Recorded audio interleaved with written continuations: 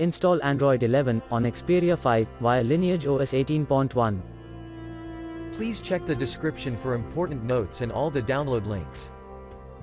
First download ROM and GApps packages, then transfer the downloaded files to the phone storage, link is in the description below. Step 2. Boot your device into TWRP recovery. Once in TWRP, click on Wipe, Advanced Wipe, and select the check boxes, as shown in the image, excluding internal storage. Step 4. Swipe the button to wipe the device. Step 5. Go back to the recovery main screen, and tap on the Install button. Step 6. Navigate to the storage, and select the ROM zip file. Step 7. Finally, swipe the button on the screen, to install ROM file. Step 8. Flash the GApps zip package, in the same manner. Step 9. After GApps flashing completes, select Wipe Cache and Dalvik from bottom left side of screen, and swipe to wipe. Step 10.